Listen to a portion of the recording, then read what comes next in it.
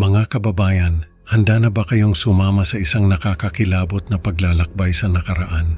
Sa bawat pahina ng kasaysayan, may mga kwentong nakatago na naghihintay lamang na muling mabuksan. Sa ating kwento ngayon, susubukan nating silipin ang mga anino ng nakaraan na bumabalot sa isang lumang video at isang misteryosong audio recording. Maghanda na kayo sa mga revelasyong magpapakita na ang bawat kwento ay may sariling buhay at ito'y maaaring mag-iwan ng marka hindi lang sa ating isipan, kundi pati na rin sa ating kaluluwa.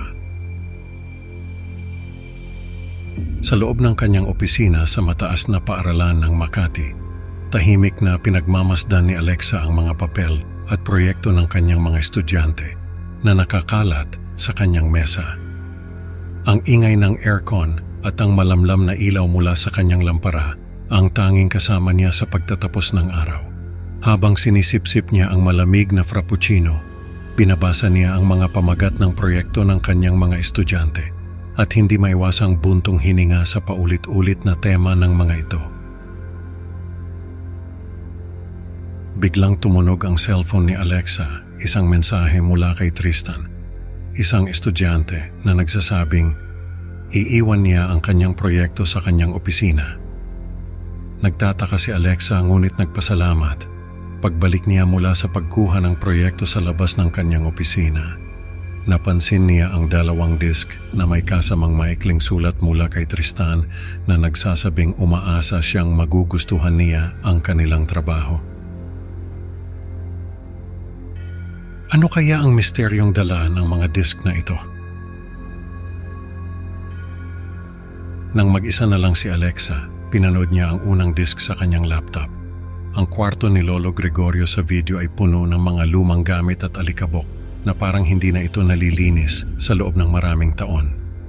Sa video, mapapansin ang kaba sa mukha ni Tristan habang tinatanong niya si Lolo Gregorio na tila ba may kinakatakutan siyang malaman. Sa isang iglap, nagbago ang atmosfera ng kwarto nang magsimulang magkuwento si Lolo Gregorio tungkol sa bagyong Yolanda at ang kamera ay bahagyang nayanig marahil dahil sa pagkabigla ni Camille. Kitang-kita sa mukha ni Alexa ang pagkaantig habang pinapanood niya ang pagbabago ng ekspresyon ni Lolo Gregorio mula sa pagiging bukas sa pagiging malungkot at balisa. May kung anong sikretong bumabalot sa kwento ni Lolo Gregorio at tila ito'y unti-unting lumalantad. Ano kaya ang mabubunyag sa susunod na disk? Ang kasagutan ay naghihintay lamang na matuklasan. Habang nakaupo sa harap ng lumang TV na ginagamit niyang monitor, inilabas ni Lolo Gregorio ang isang lumang liham na halatang pinagdaanan na ng panahon. May mga gilid itong punit at mantsado ng tubig. Binasa niya ito ng may panginginig sa boses at bawat salita ay tila bumibigat sa hangin ng silid. Ang kwento ni Mang Ricardo sa liham ay nagpapakita ng kanyang pakikipaglaban sa kalungkutan at pagkawala at kung paano niya hinanap ang liwanag sa gitna ng dilim sa tulong ng isang lumang laptop na nagsilbing kanyang karamay. Biglang may malakas na kalabog mula sa labas ng silid na ikinagulat nilang lahat. Si Camille hindi na nakatiis sa bigat ng emosyon, agad na pinatay ang kamera. Si Tristan naman, kitang-kita sa mukha ang pagkabigla at sakit, habang si Lolo Gregorio ay tahimik na nakayuko, tila ba'y nagluluksa muli sa mga alaala ng nakaraan. Ano kaya ang misteryo sa likod ng kalabog na iyon? Nang hindi na makatiis, agad na pinatay ni Alexa ang unang disk at nagpa siyang makinig sa pangalawang disk na audio recording.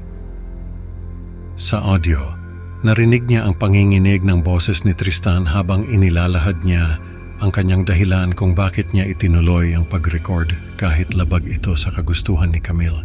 Inilarawan ni Lolo Gregorio sa audio recording ang kanyang pagkakatuklas sa katawan ni Mang Ricardo na tila ba'y nakikipag-usap pa rin sa mga kliyente sa kanyang laptop, isang malinaw na ilusyon na hindi matanggap ng realidad.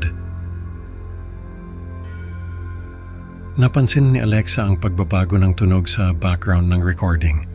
Isang mahinang bulong na tila ba'y nagmumula sa laptop na nagdulot ng kilabot sa kanyang katawan. Ano kaya ang ibig sabihin ng mga bulong na iyon? At ano ang koneksyon nito sa nakakagimbal na kwento ni Mang Ricardo? Ang bawat sandali nagiging mas nakakakilabot. Ano ang susunod na matutuklasan ni Alexa sa misteryosong kwento na ito? Hindi mapakali si Alexa matapos niyang marinig ang kwento sa ikalawang disc. Parang may magnetong nagtutulak sa kanya na alamin pa ang tungkol sa call center kung saan nagtrabaho si Mang Ricardo. Sa pagkakataong ito, hindi na lamang basta guro si Alexa kundi isang detective na naghahanap ng kasagutan. Binuksan niya ang kanyang laptop at nag-umpisang maghanap ng mga lumang balita tungkol sa pagkasira ng call center dahil sa bagyong Yolanda. Habang nagbabasa, lalo lang lumalim ang misteryo sa isipan niya. Sa kanyang paghahanap, natagpuan niya ang isang artikulo na may mga larawan ng wasak na gusali. Kitang-kita sa mga litrato ang kalunos-lunos na sinapit ng lugar.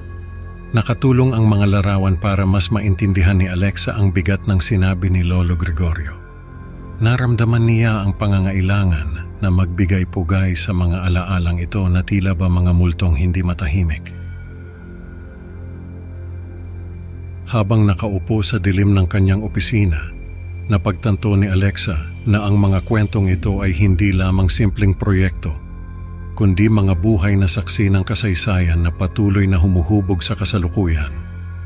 Ang mga ito ay hindi lamang mga salita sa papel, kundi mga damdaming nakaukit sa puso ng mga taong nagbahagi ng kanilang mga karanasan.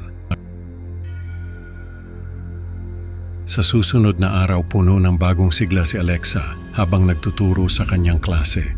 Sa kanyang mga mata, may kislap ng determinasyon na ipaunawa sa kanyang mga estudyante ang kahalagahan ng bawat personal na kwento. Hindi na siya ang dating guro na naghihintay lamang ng mga karaniwang sagot.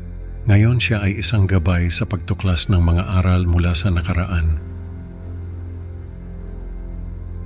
Gamit ang kwento ni Mang Ricardo at Lolo Gregorio, binigyan ni Alexa ng buhay ang mga leksyon sa kasaysayan.